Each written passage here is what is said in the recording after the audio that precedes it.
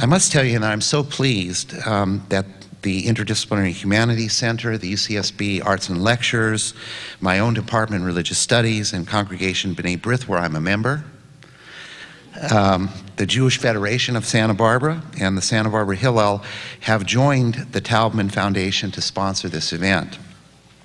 All of us know that the Bible is a foundational document for who we are, and it can be read and understood in so many ways. It will tell us about the history of ancient Israel. It will tell us about the politics of ancient Israel. It will tell us about the economies of ancient Israel, and it will reveal something of the material culture of ancient Israel. And of course, Israel's long wrestling with the sacred. Robert Alter is professor of Hebrew and comparative literature at UC Berkeley, where he has taught and written for 40 years. He is arguably one of the most influential scholars writing on the Hebrew Bible as a literary text. He is the author of a huge number of influential scholarly and popular books. Among those books of so much importance are The Art of Biblical Narrative, which he published in 1983, and then 4 years later, The Art of Biblical Poetry. Both of these works have revealed new understandings of biblical Hebrew prose and poetry. His Genesis, translation and commentary, which he published in 1997, has been universally received with the highest praise. His Literary Guide to the Bible, which he published in 1990, which he edited with Frank Kermode, is now one of the standard scholarly works that we use day in and day out in biblical studies to understand the literary dimensions of the Hebrew Bible. Professor Alter has been described by the New York Sun as one of the best literary scholars alive. And thanks to our friends at Borders, several of Professor Alter's books are available for purchase and for signing immediately after his presentation. But I must tell you that we've invited him because of this, the 5 Books of Moses, translated by Robert Alter, which he published in 2004. This is stunning. It's absolutely beautiful, too. I mean, the feel of it. It has this wonderful slipcover. The type and the font is just stunning. It is a stunning translation, and it contains a commentary, which is the synthesis of traditional sources and literally decades and decades of scholarly commentary. In this translation, he resolves some of the most difficult passages in the Torah, but always, Alter allows the beauty of the text and its human dimensions to shine forth. I think that Robert Alter's translation will be widely respected as one of the greatest translations of the Torah in the 20th century. Tonight, Professor Alter will speak on the Bible through literary eyes. Please welcome Robert Alter.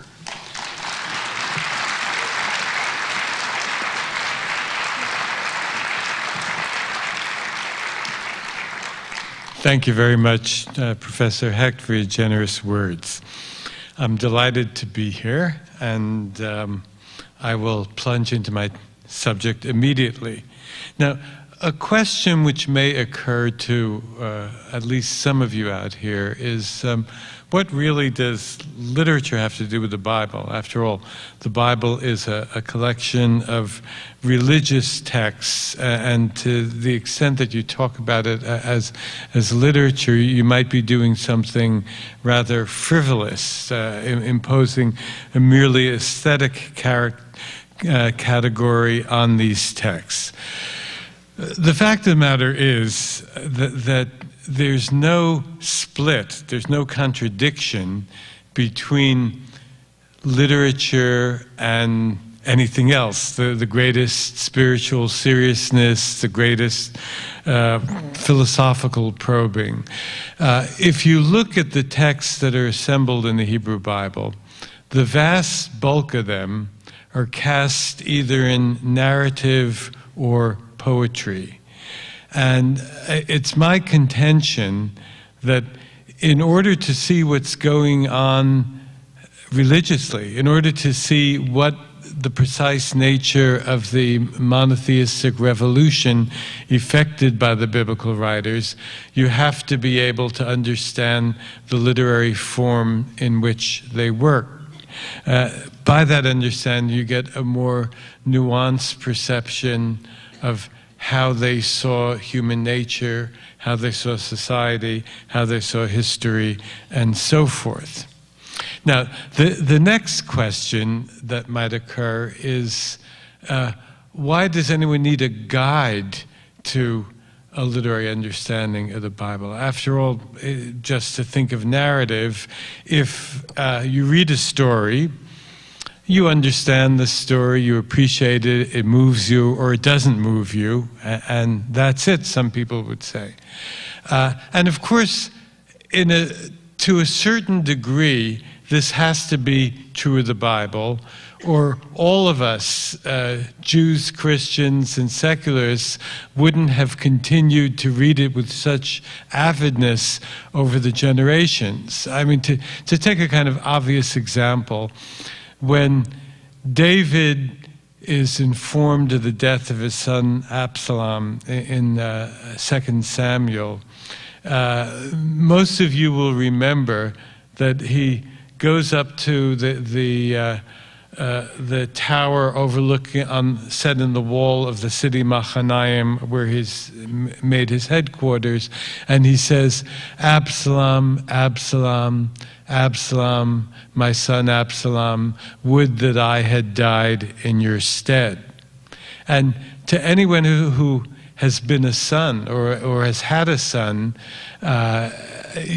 or a daughter for that matter, this immediately speaks to you. It's heart-wrenching, and you don't need any complicated analysis to understand it.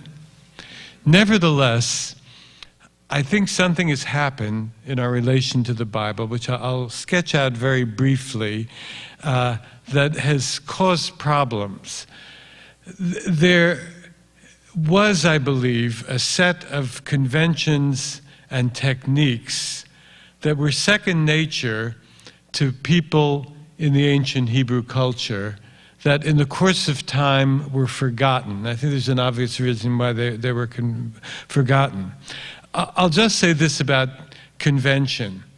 It's so much part of our second nature when we read the body of literature that's native to us that we don't even have to be told it's a convention. For example, you open a book and the first line of the story says, "Once upon a time in a land far away." Now we immediately know, because we've grown up in this culture, maybe if you came from Bangladesh, you would not make this up. But we immediately know that a story that begins with these words is not a realistic story. It's not going to read like a novel by Margaret Atwood or Philip Roth, but it's a fairy tale. And so we won't be surprised if a fairy godmother appears, if there are 3 sons and the third son turns out to be the one who has a great destiny, if pumpkins turn into carriages and so on and so forth, because that's all part of the baggage of the fairy tale. And the formulaic signal, "once upon a time in a land far away," tells this to us as we begin to read. Now, I think what happened, and when I began working on biblical narrative over 20 years ago, I wouldn't, really 25 years ago, I wouldn't have quite described this in these terms, but this dawned on me with the passage of time. As the centuries wore on, once these works had become part of a religious canon, both Jews and Christians came to regard these works as divinely inspired and also as sources of inspiration for the reader, as sources of moral guidance, in the case of Jews, as sources of proof texts for the articulation of the law, and as a body of theology. And with all those considerations, we underwent a kind of cultural amnesia, so that the ways in which the poems and the stories worked as poems and stories that were pretty well understood by the ancient audience, we ceased to understand. So what I am proposing that is necessary is a kind of labor of literary archaeology. That is, at least if you think of this loose analogy, just as the archaeologist digs through the layers in the archaeological tale and finds the shards and fragments and carefully brushes away the accumulated soil and then fits the pieces together, and in doing that reconstructs the material culture of 3,000 years ago, I think that we have to do, to the best of our abilities, something analogous in the case of the Hebrew Bible. Now, what I'd like to do here is to propose one principle. Obviously, this is a little too simple. You can't reduce any body of literature to a single principle, but I'd like to propose one principle that does have many different manifestations in both the prose and the poetry. This has to do with the use of repetition.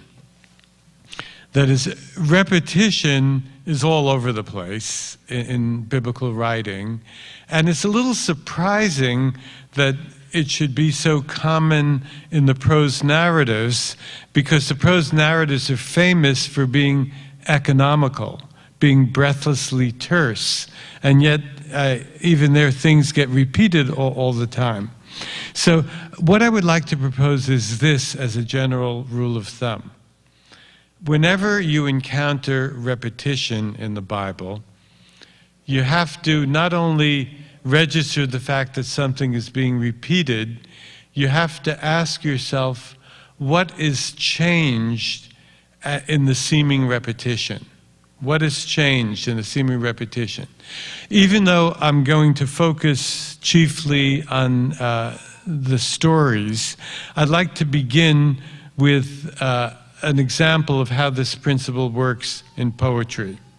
Now, biblical poetry, we've understood at least for the last 3 centuries, is based on a principle of parallelism. Parallelism of meaning, coupled actually by parallelism of stressed syllables and often parallelism of syntax too, between the two halves of the line. That is, the typical line of biblical poetry has 2 more or less equal components. There are some lines that have 3 components. I promise not to get too technical. That will suffice. So here is a schematic illustration from, I think it's actually the second piece of poetry that appears in the book of Genesis. There's a mysterious character about whom we know almost nothing except this poem, who chants this poem as a kind of victory song to his 2 wives, who are named Ada and Sila. And this is the first line of the poem. Ada and Sila, hear my voice. O wives of Lamech, give ear to my utterance. Now, this is a very neat illustration. You have first the 2 women addressed by their primary names, Ada and Sila. And so in the second half of the line, instead of calling them by their names, he calls them, O wives of Lamech. And then he says, hear my voice, shma'an koli. And then in the second half of the line, he says, give ear or hearken, hazena imrati. give ear to my utterance. So everything is exactly parallel, right? The wives and their names, listen, give ear, voice, utterance. But this, although it's a schematic illustration of how the system of poetry works, is not typical. What is typical is that as things seem to be repeated in the second half of the line, they are, I would estimate, in maybe 80% of the lines, 85% of the lines, which is enough to make a rule. Things are stepped up. They are intensified, they're focused, they become more concrete. And I'll give you 3 brief examples. I'll begin with numbers. Now, if in fact the system of repetition between the 2 halves of the line were based on actual synonymity, as it is in the example I just gave you from Lamech's chant, you would expect, if in the case of numbers, that the same number would appear in the first half and the second half. That is, if you said 6 in the first half of the line, you would say, even though you can't say this in biblical Hebrew, half a dozen in the second half of the line. But that never happens. The invariable rule is that if a number is introduced in the first half of the line, it has to be increased, either by a decimal place, or by a decimal place plus the number, or something of that sort, or simply going from adding one number to the number that appears. So here is a line of verse from Shirat Ha'azinu, from the Song of Moses in Deuteronomy 32. How could one pursue 1,000 and 2 give chase to 10,000? So you go from 1 to 2 and from 1,000 to 10,000. Now, let me give you a different kind of illustration. It does not involve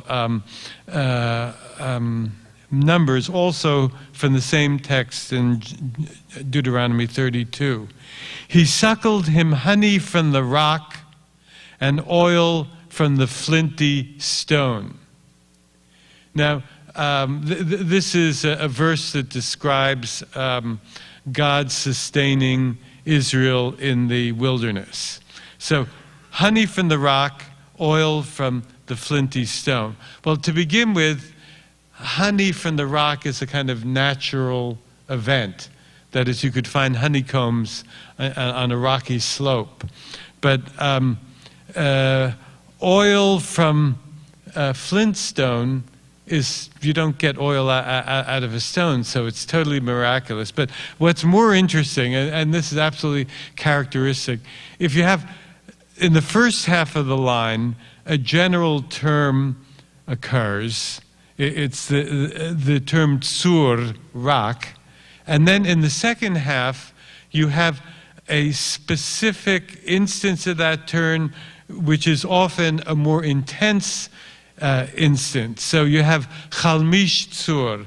By the way, the first term is sela. My memory slipped. And then chalmish tsur, the flinty stone.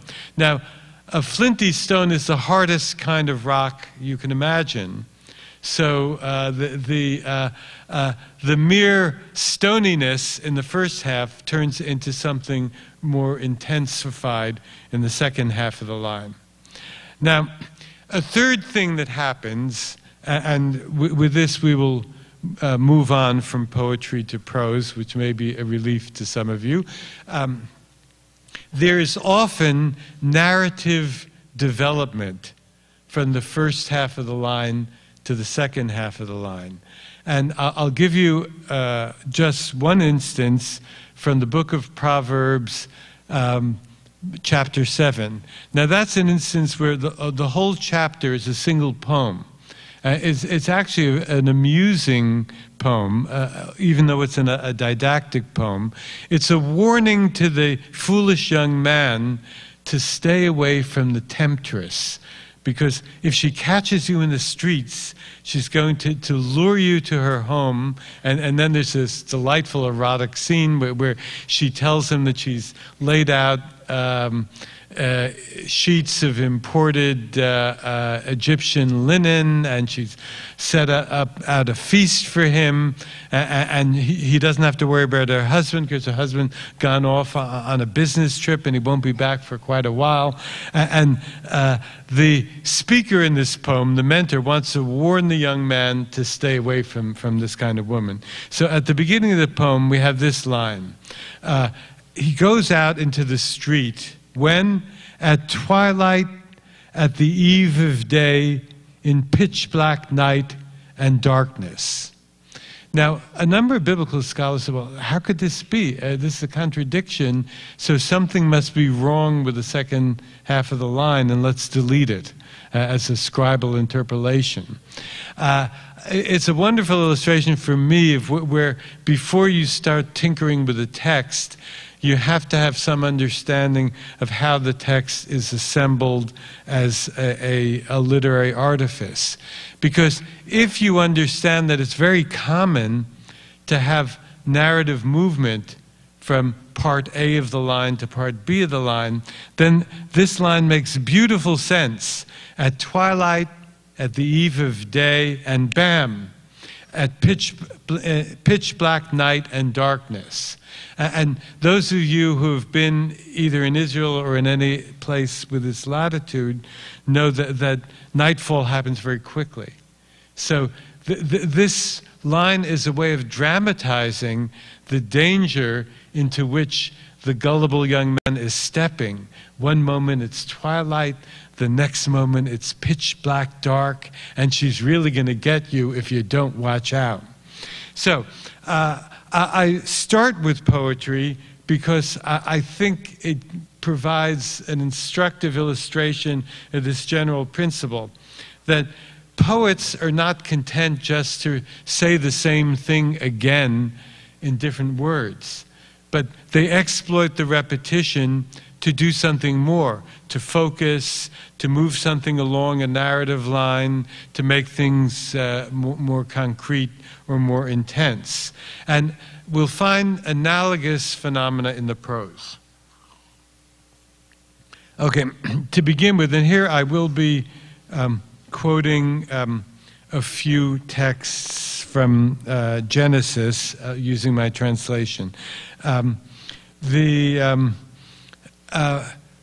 The biblical writers developed what, as far as I can tell, is basically an original literary convention. And it's a convention which I'll call the convention of near verbatim repetition. That is, again and again in biblical narrative, you have the sense that the same thing is being said over again in the same words. That is a kind of schematic sketch of this. Character A says to B, go down to the river, and there you will meet a man, and you will greet him and tell him, I am waiting in the tent. And then B goes down to the river, and he encounters the man, and he says, you know, A said to me, I should go down to the river and I will meet a man, and I tell you that A is waiting in the tent.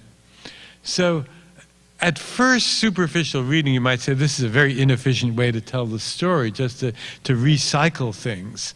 But in fact, it's a very sophisticated literary technique, because it's very, very rare for one to encounter a complete verbatim repetition.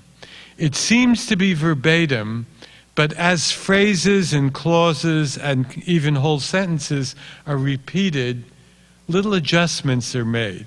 There are little swerves away from the verbatim. And it's those swerves, and as readers of biblical narrative, I encourage you to begin to look for them. It's those swerves that open up little windows of meaning. So I'll give you one simple example, and then a more complicated example.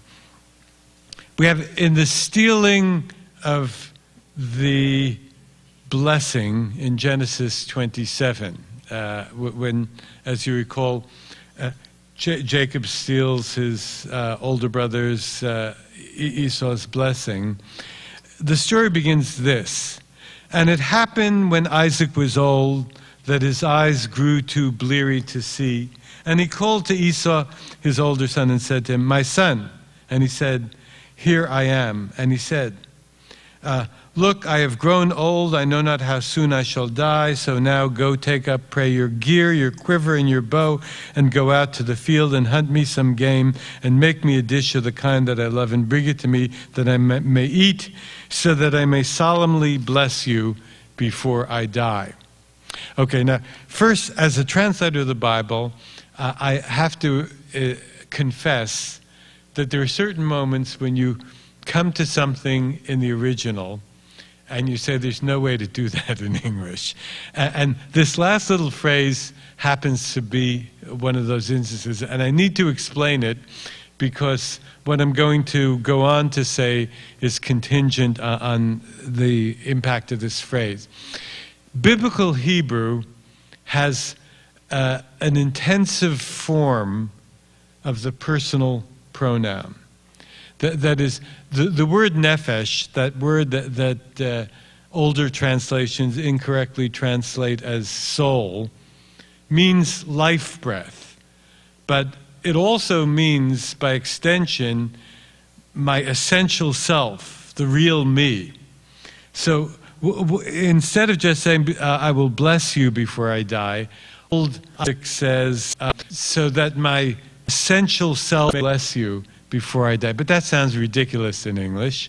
So what I did was, let me assure you that translation is full of painful compromises.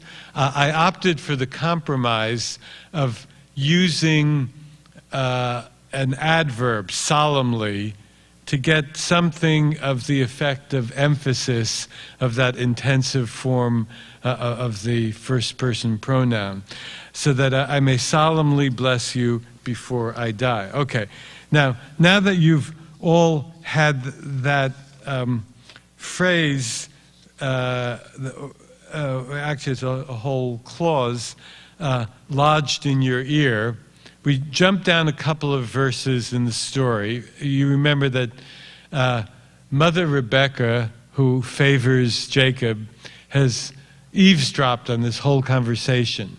And she rushes off to Rebecca and says to, Rebecca rushes off to Jacob, and she says to him, "Look, I have heard your father speaking to Esau your brother, saying, 'Bring me some game, and make me a dish that I may eat, and I shall bless you in the Lord's presence before I die.'"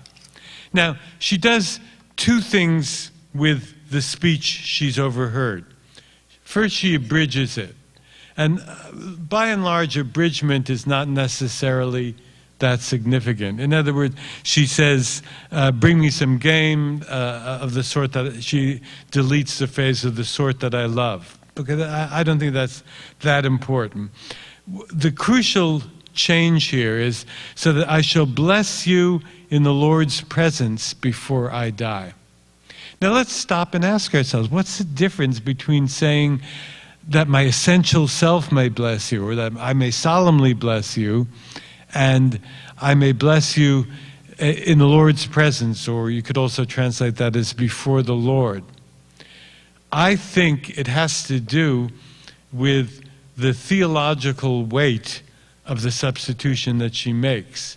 In other words, when she decides to put in her husband's mouth the words "in the Lord's presence," Lifnei Adonai, she is reminding her son, this is going to be an irrevocable vow. If you don't get in there, follow my instructions, and grab that blessing for yourself, it's gone forever, because it's Lifnei Adonai, it's in the Lord's presence. So her decision to switch terms I think, is part of a calculated motivation of her son, who might well hesitate. In fact, he does hesitate. He's fearful that he will be found out. Now, this phrase rolls by a third time in the story, when Jacob comes in with his mock venison stew that he's made out of lamb, and brings it to his father. Jacob said to his father, this is verse 19 of chapter 27, I am Esau, your firstborn. I have done as you have spoken to me. Rise, pray, sit up, and eat of my game, so that you may solemnly bless me. There's something funny's happening here, right? Jacob reverts to the first version of his father's words, not to the version that was reported to him. How is it that he kind of hops over his mother's words and seems to get back to the original version? I don't think it's anything to do with accuracy, his having some kind of intuition of what his father really said. It seems to me that at the moment that he's repeating this whole business, and he's repeating it as part of a lie. Remember, what heads up this little speech is, I am Esau, your firstborn. The theologically fraught phrase, in the Lord's presence, sticks in his throat. He doesn't want to make it part of the lie. So he reverts to a more secular version of the statement, where the statement is not a solemn blessing pronounced before the Lord, but it's what we in our terms would call a performative speech act, but still a secular action. So it seems to, and here we're talking about a difference of two words. You have version A, version B, and then we revert to version A. But if you pay attention to the difference in the repetition, the psychological and the theological dynamics of the story becomes much more sharply defined. Now, I'd like to give you a more complex example of that, which is the story that's often referred to as the wooing of Rebekah in Genesis 24. I'll begin, it's a very long chapter, and I promise not to read all the way through it, but I'll read a chunk at the beginning, then we'll skip to a crucial point in the middle of the story. And Abraham was old, advanced in years, and the Lord had blessed Abraham in all things. Again, let that lodge in your ear, because it will come back with a surprising elaboration later on. See, I should say this, that this pattern of verbatim, near verbatim repetition can occur not only between two different speakers of more or less the same dialogue, but it can also occur in an interaction between a speaker of dialogue and the narrator. So the narrator says, the Lord had blessed Abraham in all things. And Abraham said to his servant, elder of his household, who ruled over all things that were his, put your hand, pray, under my thigh, that I may make you swear by the Lord God of the heavens and God of the earth, that you shall not take a wife for my son from the daughters of the Canaanite in whose midst I dwell. But to my land and to my birthplace you shall go, and you shall take a wife for my son, for Isaac. Just a little gloss here. If you're wondering what the servant's hand is doing under Abraham's thigh, probably the thigh is a euphemism for the testicles, which makes it worse. But actually, as even in the Middle Ages, Avraham ibn Ezra, one of my favorite commentators, observed, there are other cultures in which when somebody exacts a vow from somebody else, he asks that person to hold his testicles, not as a sexual gesture, but as if to say, I am placing myself utterly in your trust. So the most tender and vulnerable part of me is in your hands, and the fulfillment of this vow is in your hands as well. But in any case, one notices the grand monotheistic ring of God, the Lord, God of the heavens and God of the earth. And then we have that little echo, to my land and to my birthplace you shall go. It's the echo of God's first words to Abraham at the beginning of Genesis 12.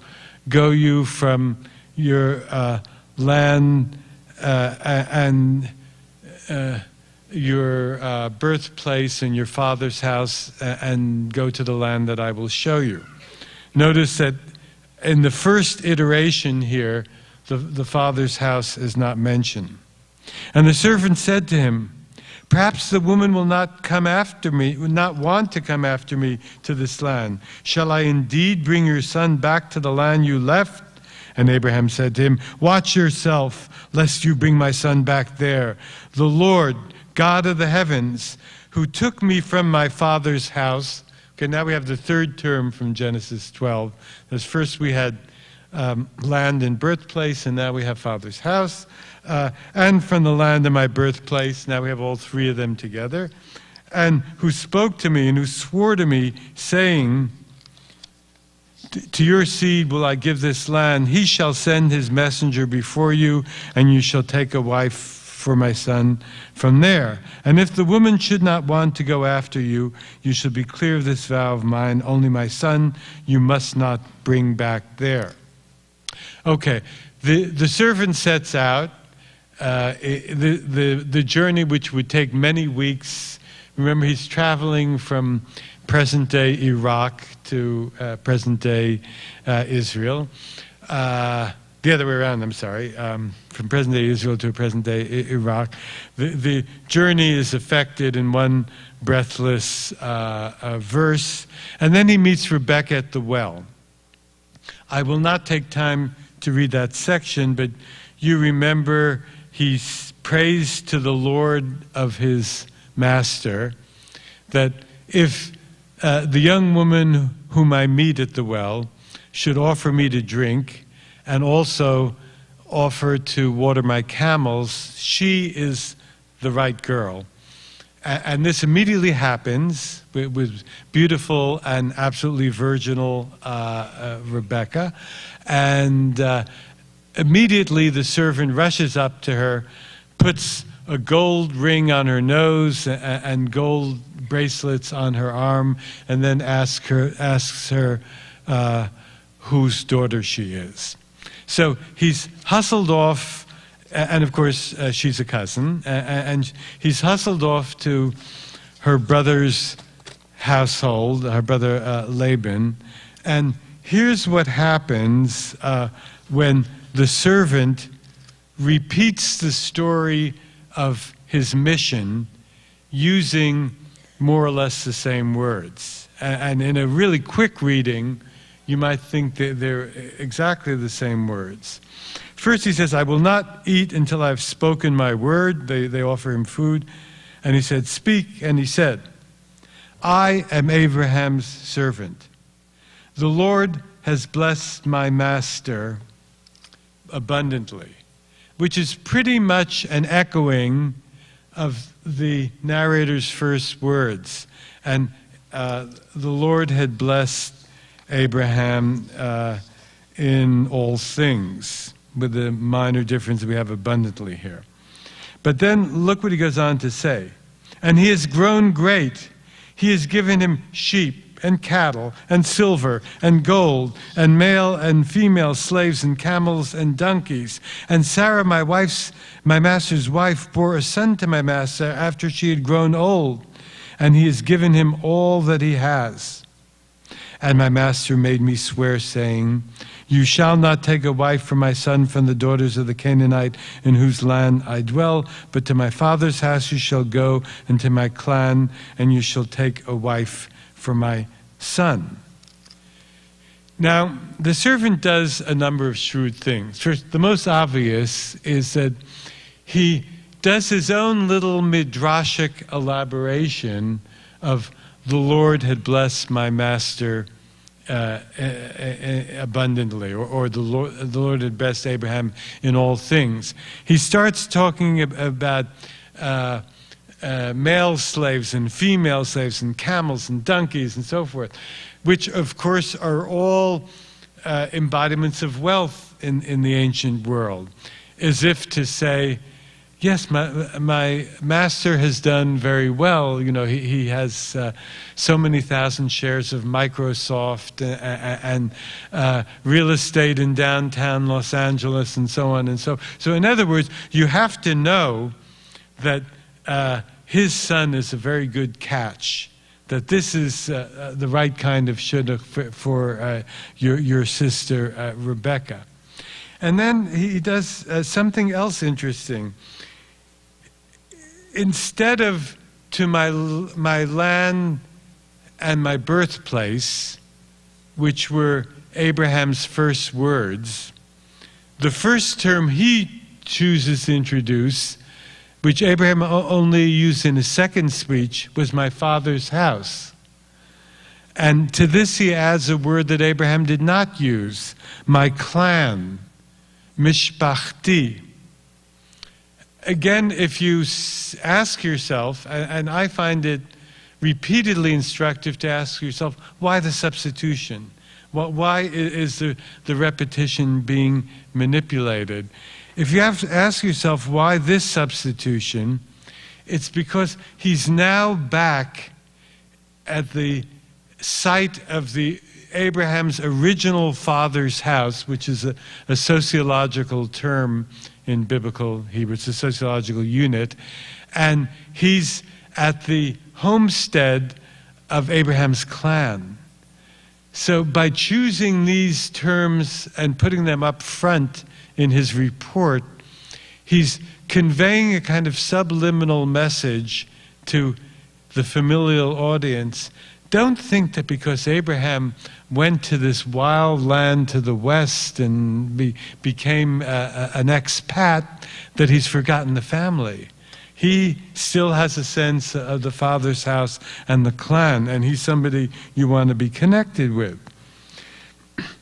But now a still more interesting substitution happens on what I would call the theological level.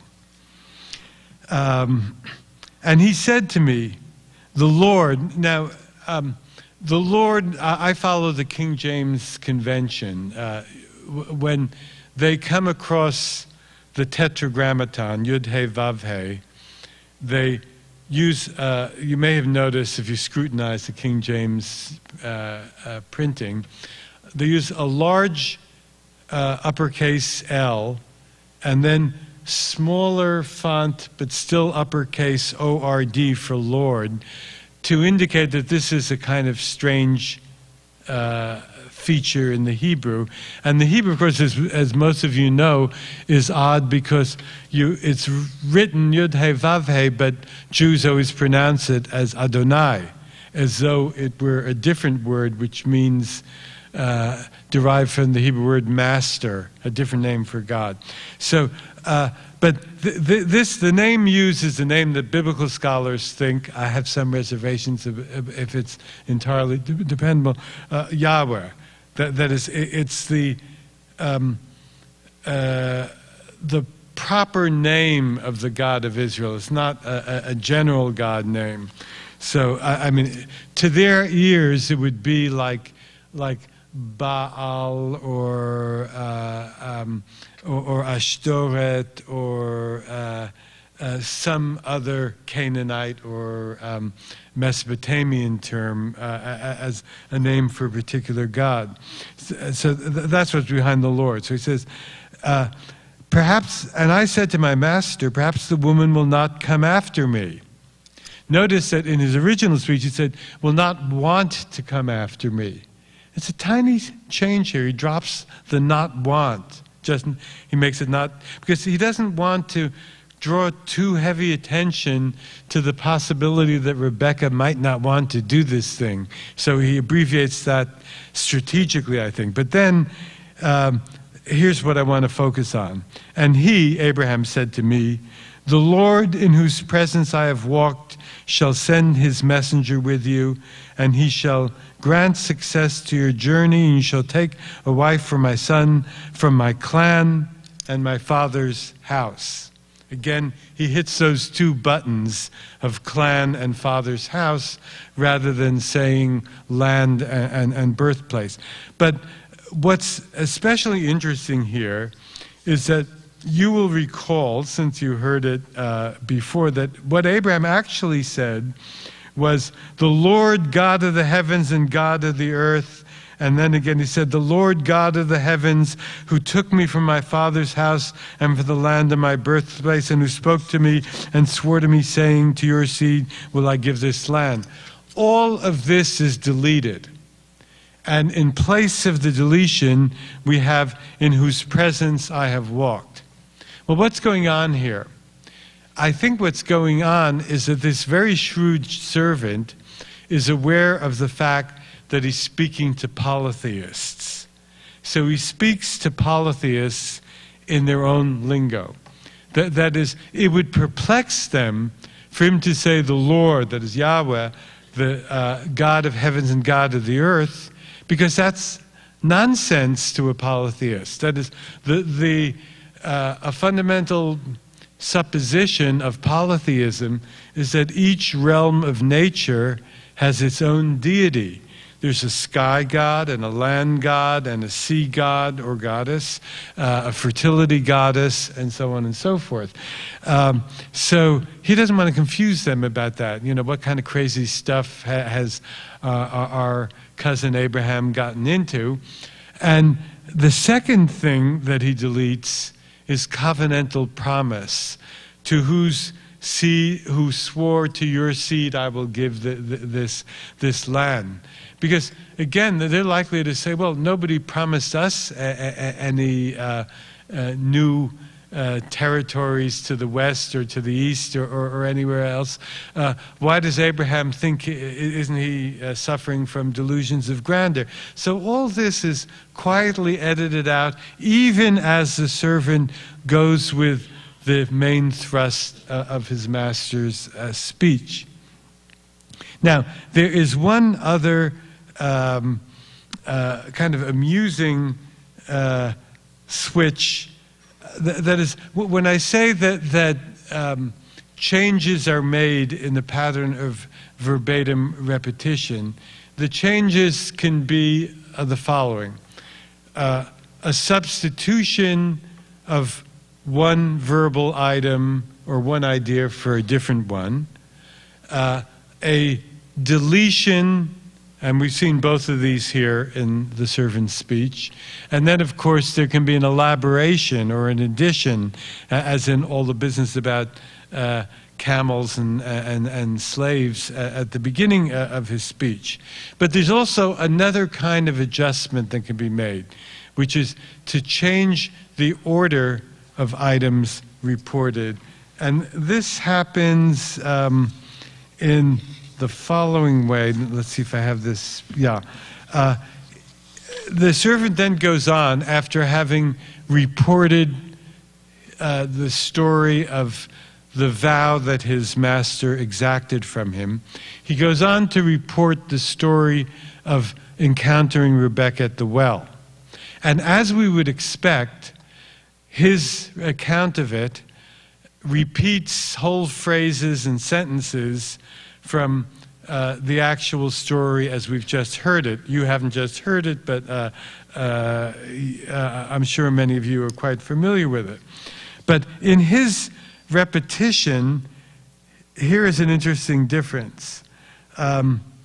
After she gives him water to drink and also volunteers to water the camels, I asked her, the servant says, saying, "Whose daughter are you?" And she said, "The daughter of Bethuel, son of Nahor, whom Milcah bore him." And I put the ring in her nose and the bracelets on her arms, and I did obeisance and bowed to the Lord and blessed the Lord God of my master Abraham, who guided me on the right way to take the daughter of my master's brother for his son. Okay, now, all these phrases appear in the middle of the story, the part that I didn't read out loud, which reports the encounter at the well. But the swerve from the verbatim here is not in the terms, but in the order of events. Because as I did mention this without reading it, what happens, in fact, is that he meets Rebecca at the well. She does her stunt with the watering, and immediately rushes up to her and puts the nose ring on her and the bracelets on her arm, and then he asks whose daughter she is. Now, he is well aware that if he reported that to her kinsmen, he would look like a fool. Because they all understand that the gold jewelry amounts to betrothal gifts. And you don't give betrothal gifts until you know what the girl's pedigree is. I mean, that's a crucial part of the betrothal, because remember, in the ancient world, and really I think until the 18th century, a marriage was not primarily a union between two individuals, but between two families or two households. So a betrothal emissary has to know what family she comes from. In what actually happened, because he has considerable belief in the power and efficacy of the Lord, his master's God, as soon as the prayer is fulfilled, he knows that's the right girl. There's no question about it. So he gives her the gifts. And then just for informational sake, he clarifies and finds out, not at all to his surprise, that she's a kinswoman of Abraham.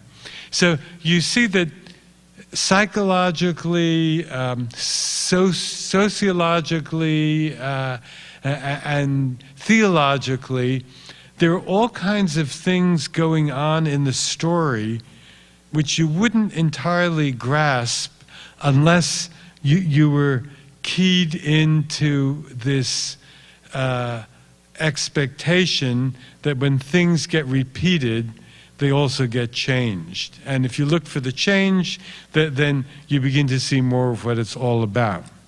Now, in the last few minutes, I will spare you any more close readings. I think I can do this effectively enough just by summary. I'd like to go from the microscopic level of the text to the macroscopic level of the plot of the story. Now, there's another odd kind of repetition that people have observed, and probably most of you in this hall, in reading the Bible, have noted this and maybe been slightly perplexed by it. That approximately the same story seems to be told with different characters. For example, there are half a dozen different stories, that's not the one I'm going to deal with, in which a young man in a foreign land comes to a well and encounters a young woman, or in one case it's 7 young women, and somebody draws water, and then news is rushed home of the arrival of the stranger. A feast is laid out. That happens, by the way, in the wooing of Rebecca's story. And at the end of the feast or not long after the feast, betrothal conditions are agreed on. Now, what's going on here? When I first worked on biblical narrative back at the end of the 1970s, I found a little structuralist book by a man named Robert Cully, where he had done some reading in studies of West African oral storytelling. And he had discovered that the same story was told, but as it was repeated, the names got changed and some of the details got scrambled. And then he proposed that something similar happen in the Bible. And he even laid out a table of repeated stories to show the preponderance of repetitions.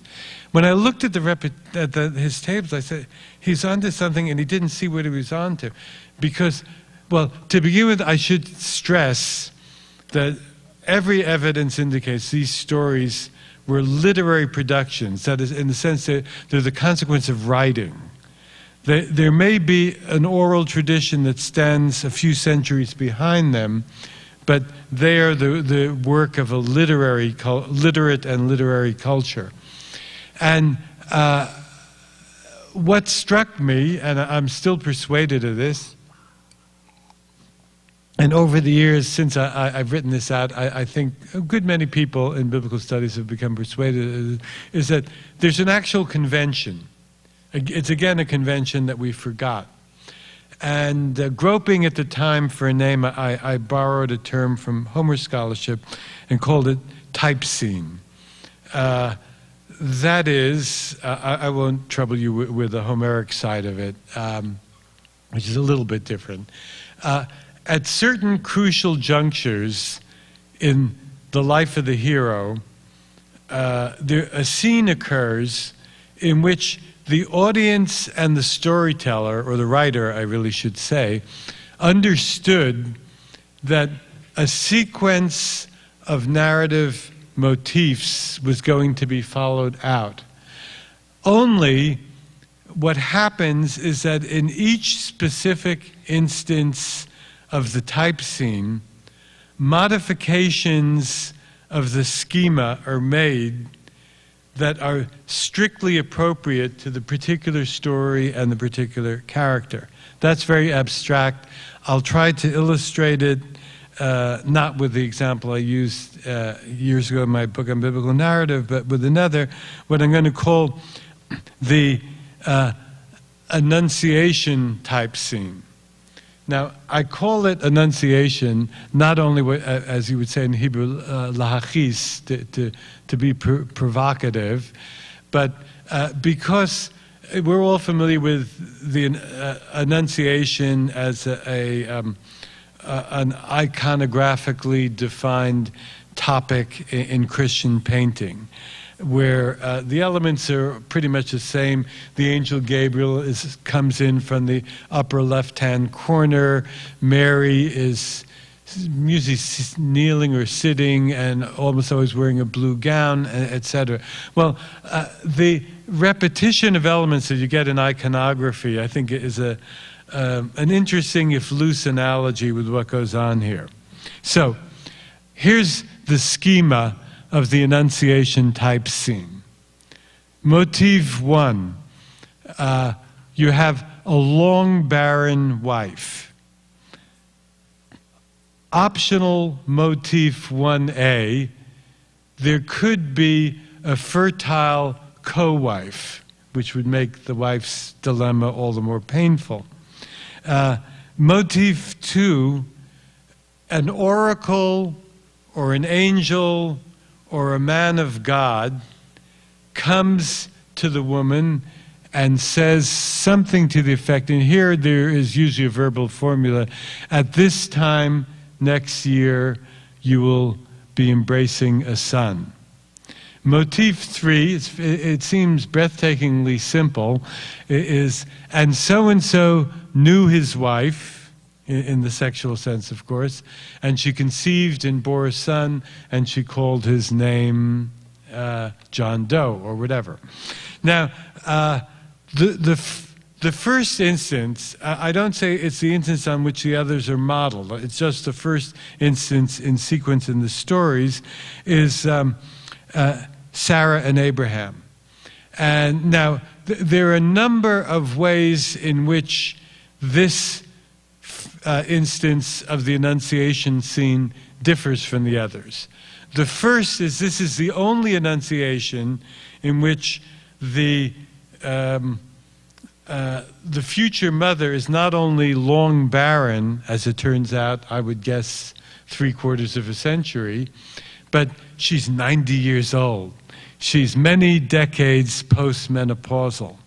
So to begin with, this signals to us that the miraculous character of the event here is absolutely spectacular. Two other features of this version of it are worth mentioning. The first is that since this is a matriarchal scene, the revelation is always to the woman, but not here. That is, here, God, as it turns out, himself speaks to Abraham, and Sarah, listening at the tent flap, eavesdrops on her own annunciation. Maybe there was some sense that in this story as the founding father of the nation, the father had to be front and center. Also, perhaps it's a way of highlighting Sarah's bitterness, which comes out when she says, "After being shriveled shall I know pleasure, and my husband is an old man."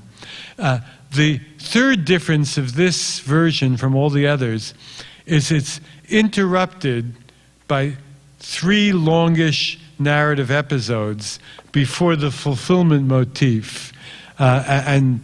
She bore a son, called his name Isaac.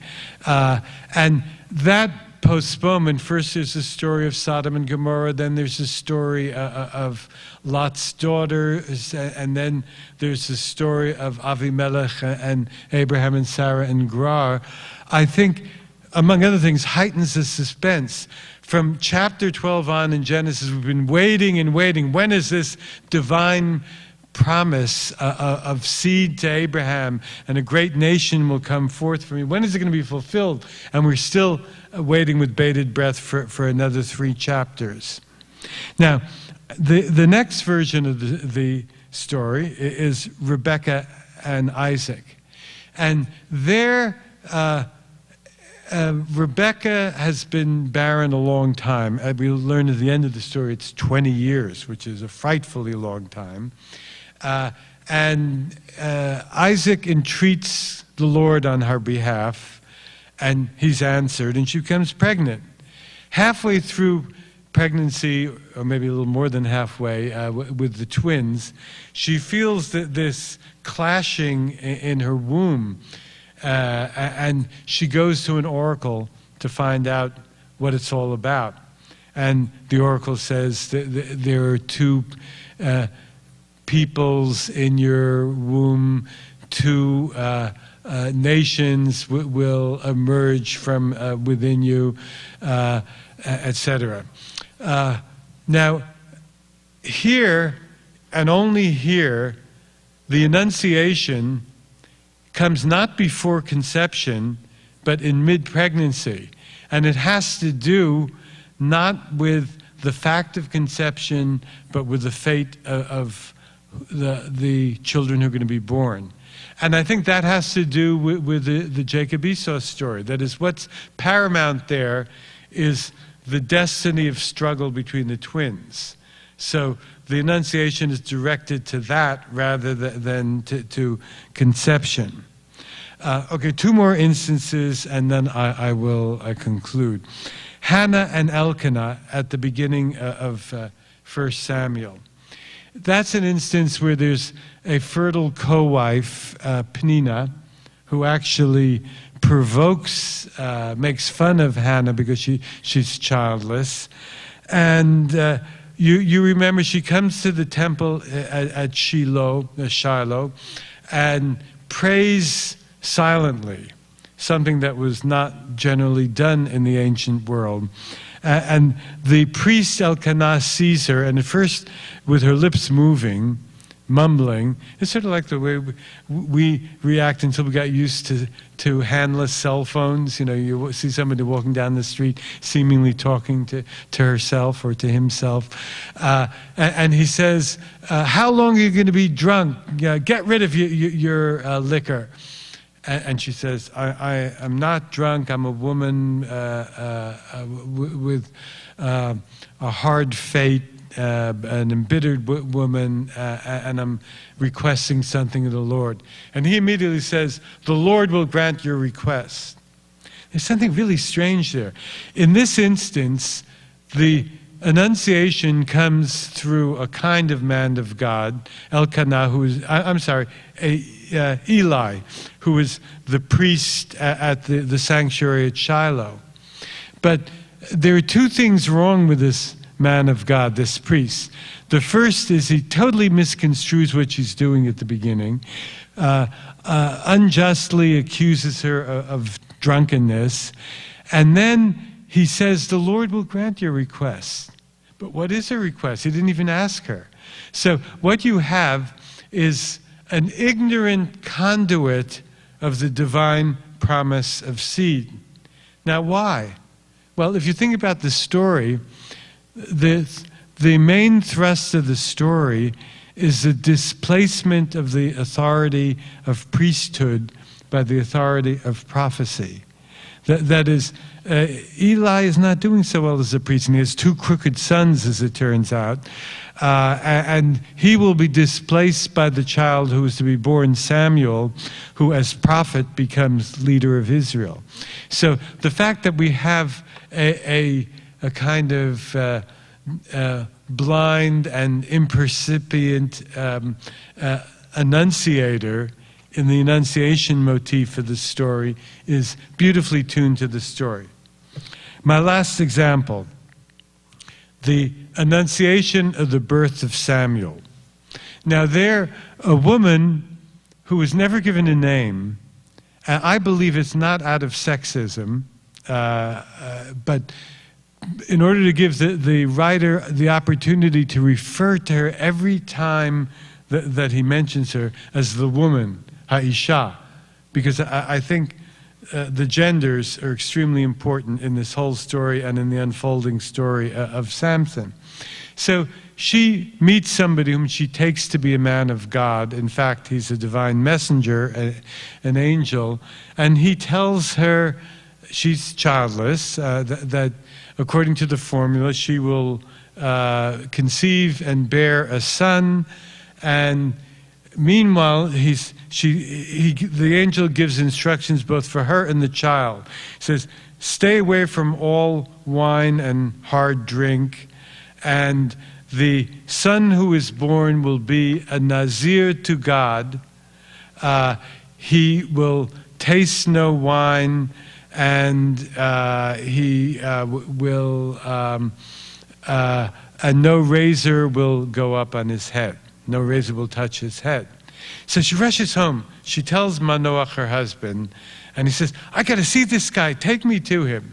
But again, the way the story's set up, the angel again reveals himself to her rather than to him, and she has to lead Manoach out to the confrontation.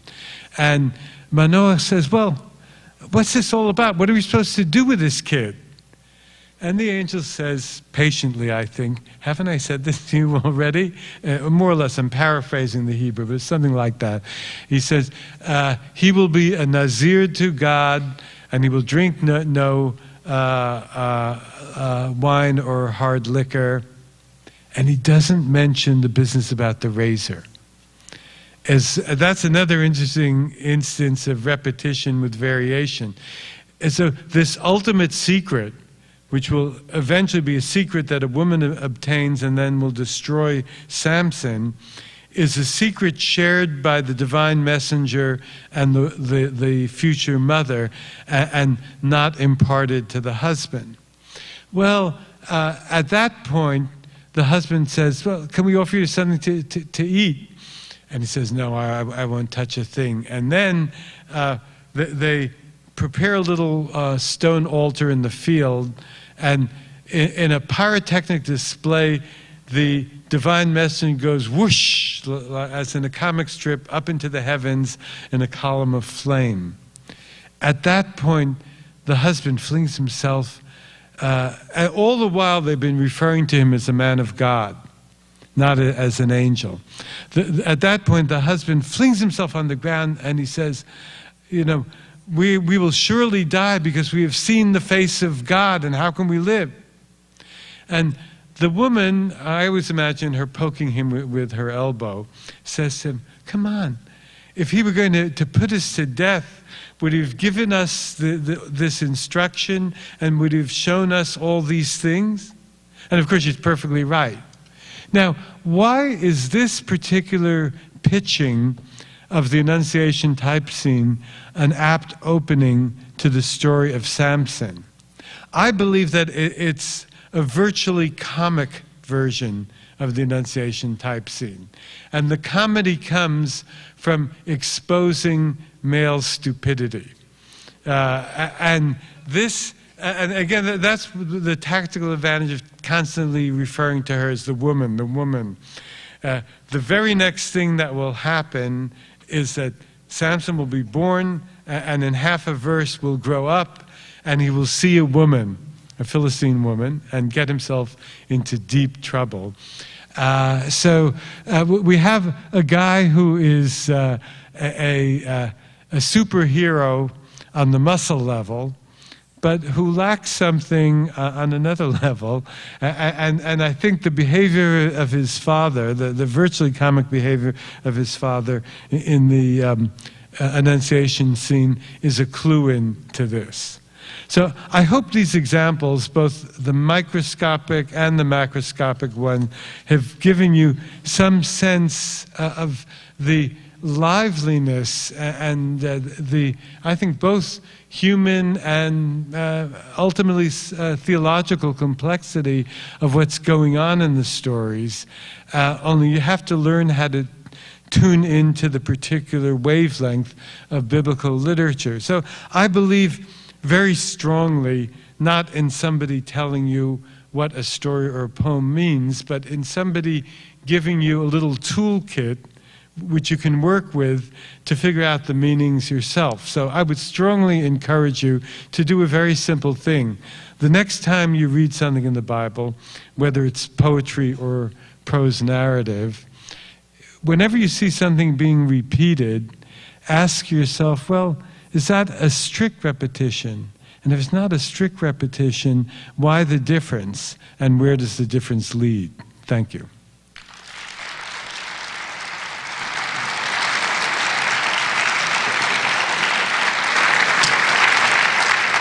Professor Alter is willing to take questions or respond to your comments, but we must use these microphones. So we'll start over there. Anyone want to ask a question? You can start over here if you like. Okay, there, go ahead. Thank you for this very enlightening expose. I was wondering whether in your feeling the common occurrence of these stylistic patterns suggest a common authorship, or would it be like your modern fairy tales where many authors use the same kind of formulas and that would be recognized? Yeah, I think it's pretty clear that it's the latter. I mean, although I don't make much of it in my work, or only rarely, I certainly don't debate the scholarly consensus that the Torah itself is a composite. Well, maybe the word that I prefer to use is a weaving together of 4 different strands that were originally independent literary documents. And then it would be very far-fetched to imagine that the book of Judges was written by the same author as or authors as Genesis, even though Richard Elliott Friedman, who used to be down the coast, in a book called The Hidden Book in the Bible, has kind of made an argument to that effect. So I think it's just different writers working with the same sets of conventions. Yes? With reference to Isaac's blessing of Jacob. I'm wondering if the mother's words of blessing in the presence of God might be a commentary or an explanation of the current meaning of blessing from my essential self. Well, I wouldn't exclude that as a possibility, but here's what I would respond to that. Even if it's a kind of, let's say, a gloss or an interpretation of the first phrase, the fact of the matter is you know, linguists will tell you this, not just literary scholars. There are no true synonyms in any language. Well, let me go back to that kind of silly example I gave of an extreme case, 6 and half a dozen. Now, of course, on one level, if you're doing arithmetic, 6 and half a dozen are absolute synonyms. But, you know, if you're speaking and you say there are 6 people in the room, or there are half a dozen people in the room, it's not quite the same thing. That is, the half a dozen doesn't quite commit to the same standard of numerical precision. It has a certain relaxed character or informality. So I would say this, that even if on some level Rebecca may be explaining or unpacking the meaning of my essential self will bless you, she chooses a term that has a particular theological weight. I guess I'll go left to right this way. Yeah. Thank you so much for being here. It's really fascinating. My question is, I've heard that the Septuagint and the Coptic and the Syriac are kind of in agreement, whereas the Masoretic text is different. So, but the Septuagint and which other one? The Coptic and the Syriac. Oh, the Coptic. Yeah. Are kind of all in agreement, and other versions as well. And the Masoretic is not in agreement with those. And my question is, how accurate and valid do you feel the Masoretic text? Oh, okay, that's a good. That is, really behind this question lies a fundamental methodological issue. When you're doing literary analysis of the Bible, especially if it involves minute textual details, how confident can you be that the Masoretic text of the Bible, the received text of the Bible, is the actual text that the original writers composed. Now, I don't know much about the Coptic text. The Septuagint, of course, let me explain for those who are not into this kind of thing, that the Septuagint is the very first translation done of the Bible in the 3rd century BCE. It was done in Alexandria, and it was a Jewish translation, even though it then became the Christian Bible for a while. It was, and the reason why it was done was because the Jews, the substantial Jewish community of Alexandria, had lost Hebrew. Now, from time to time, I mean, when I work with the text, I always check to see what the Septuagint reading is.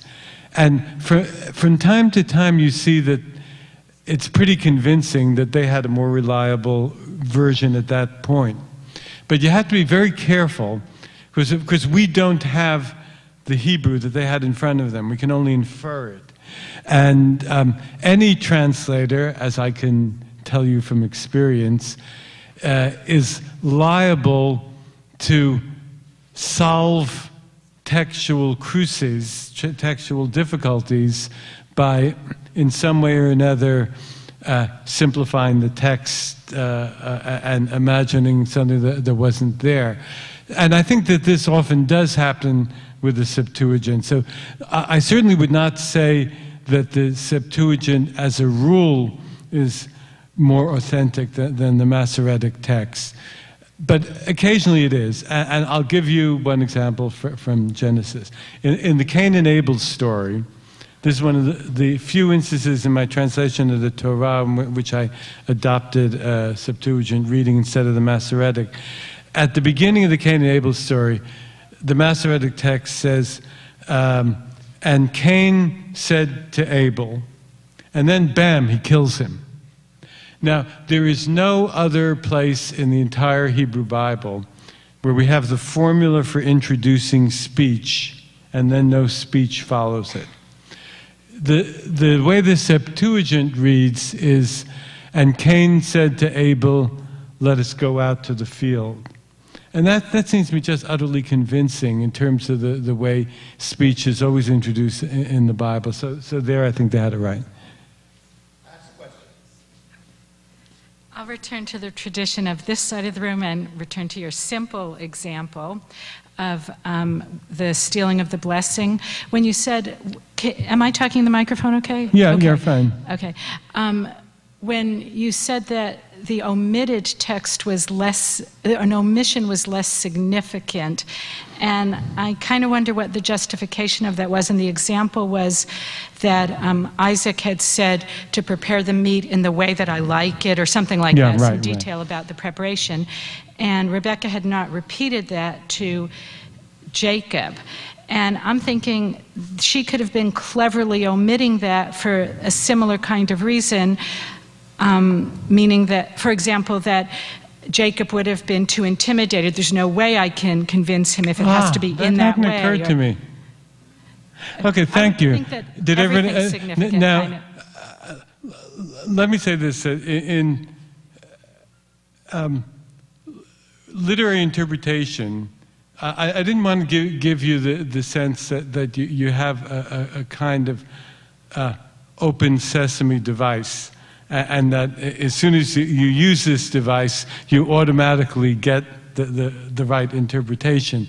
So there are judgment calls, and I think there certainly are instances when things are repeated where it seems the writer just wanted to speed it up a little bit.